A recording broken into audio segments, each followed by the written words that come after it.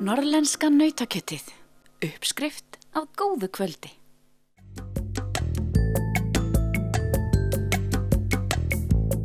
Akureyri handboltafélag snýr aftur í deild þeirra bestu á næstu leiktíð. Liðið háði harða baráttu við nágranna sína í KA sem drógu sig út úr samstarfinu við félagið fyrir tímabilið og teldu fram 9 liði undir sínu merkjum. Það var ekki fyrir inn í loka umferðinni sem Akureyri tryggði efsta sætið og þar með deildarmeistaratitilinn. Liðið tapaði aðeins einum leik á allri leiktíðinni þegar liðinu var dæmdur 10-0 ósigur gegn KA. En inn á handboltavellinum lauk þeim leik með jafntefli. Við náðum einhvern veginn bara að fara þessa gömlu klísu í þáttunum, taka eitt leik fyrir einu og ná að núllstildugur alltaf á milli leikja. Og það var einhvern veginn bara svaka einbeiting hjá strákunum og bara öllu félaginu að vinna í þessa átt. Og eins og segi, þetta fór fram úr mínum bjöttustu vonum þannig að ná að fara ekki þetta taplausir, þó við höfum náttúrulega verið svona nálægt í 2-3 skipti en við náðum alltaf að bjóða upp á góðan handbolta held ég og bæta okkur yfir veturinn og við erum mjög sáttir. Nú slitnaði þessu upp úr samstarfinu fyrir tímabilið og við erum með 2 lið í bænum, Akureyri og KA. Hvernig gekk að koma hópnum saman fyrir tímabilið? Sumir sáu þetta sem kost fyrir handboltan Akureyri og aðrir ekki og svo allt þar á milli og menn bara þurfa að bera virðingu fyrir skoðunum.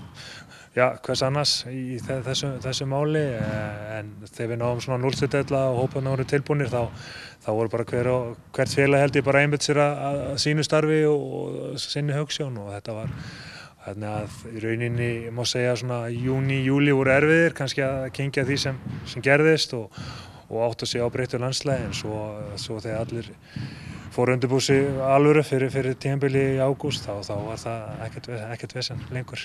En auðvitað voru derbyleikirnir svona svolítið sérstakir og mikil upplifun fyrir strákana. Sérstaklega þessi yngstu sem hafði kannski aldrei komið nálægt svona derbyslag áður Þú tala sérstaklega þessa derbyleiki. Hvernig var tilfinningin að standa á liðinu með fulla höll af Akureyringum? Hrikalega gaman og þetta svona leikirnir sem auðvitað hafði sérstakt gildi og svona var svona challenge áskorun fyrir þjálfara svona líka að finna rétta spennustig fyrir leikina og undirbúa þá strákana fyrir aðeins öðruvísi leik heldur en kannski í öðrum umferðum því að derby bara hefur svona sléttin og element í sér en rosalega gaman en það er erfitt að vera á liðlínu ég er miklu fyrir að vilja spila það skal vera viðurkenna það. Fyrst þú nefnir það, þjálfara hlutverkið, hvernig ertu að finna því þjálfara hlutverkinu? Er þetta framtíðarstarfið? Ég fann það svona þegar leið á atvinnumannaferilinn, þá langaði mig að prófa þjálfun og þegar ég fekk tækifæri þá ákvað ég að grípa það leið og maður var alls ekki gallalaus og það ekki ennþá, maður er alltaf að læra og finna upp svona nýja hluti og bæta sig en já, mér langar að vera í þjálfun eitthvað áfram en þetta er líka tímafrekt og oft erfitt og samtvinna þetta með fjölskyldu og aðalvinnu og svo framvegis en þetta er bara gefandi og þegar maður er með svona hópi sem maður er með sem er meðtækilegur og skemmtilegur og vill bæta sig þá er það alveg þess virði að leggja þetta á sig. Nú er mikið af ungum leikmönnum í hópnum hjá okkur. Hvernig gekk að stilla þá inn fyrir þessa leiki og þegar sérstaklega fóru að ganga vel og þeir fóru að vinna og halda áfram að vinna að fá allir að halda einbeitingu, hvernig gekk þetta? Það gat alveg verið erfitt þetta er vinnan í leikjunum er kannski minnsti parturinn af þessu, það er að öll vikan frá sunnudegi, mánudegi og fram að leik sem svona sjálfur undirbúningurinn það er sjálfur undirbúningur fer þá fram fyrir hennar leik og það getur oft verið erfitt að finna eins og þú segir það er réttu blöndu, það er líka fyrir eftir andstæðingum og annað og hvaða kröfu þú gerir til sjálfsins og liðsins en strákurinn stóðu sig frábærlega og bara virkilega stoltur af þeim að hafa náð að sýna þessa einbindingu og ég held að flestir hafi nú náð að þroskast bara í gegnum veturinn og það er líka erfitt að fara eins og þú segir gegnum vetur og eiga að vinna flesta leiki, það er líka ekki auðvelt og þannig að þetta var góður skóli og við fengum mikið út úr þessum vetri. Að taka þátt í efstu deild á næsta tímabili verður nú dálítið öðruvísi heldur en tímabili var núna. Ertu eitthvað farin að leggja upp næsta tímabil? Þetta er stór stökk, þetta er allt annar heimur og verður gríðarlega erfitt.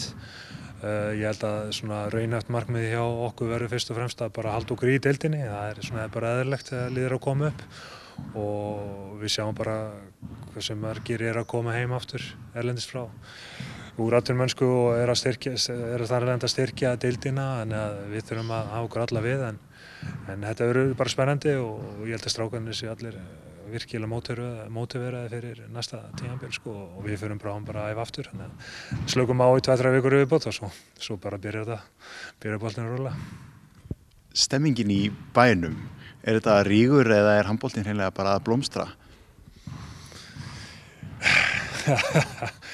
Auðvitað er einhver rígur og það er en ég held að handboltaáhugamenn á Akureyri óska nú hvors félags bara mikilla velgengni og gangi vel og við náttúrulega vonum að gáfamönnum í okkar tilviki bara gangi vel og komi vel út úr þessi úrslitakeppni og væri gaman að sjá bæði liðið uppi. En svo kemur bara ljós hvort það sé gott að ræðin fyrir handboltan en svona er staðan og við bara vinnum eins vel við henni og hægt er. En þetta verður svona lengra spjall ef við þurfum að fara dýpar inn í þetta. Þannig við skulum sleppa það núna, það er svo margar hliðar á þessu. Þið hafið allavega montréttin í bænum núna og megið verið ánægðir með það? Já, við erum bara fyrir stöðu sem við svona óskum okkur eftir í upphafi tímabils og þetta var hörg barátta og var náttúrulega keppni við KA alveg til enda. Þeir stóðu sig fyrir líka frábærlega og hafa gert mjög gott mót og þetta var svona bara stöngin inn í okkar megin og stöngin út hjá þeim. Það vantaði ekki mikið upp á en eins og segi við erum glaðir yfir því að þetta fór allan okkar megin. Norðlenska nautakjötið, uppskrift af góðu kvöldi.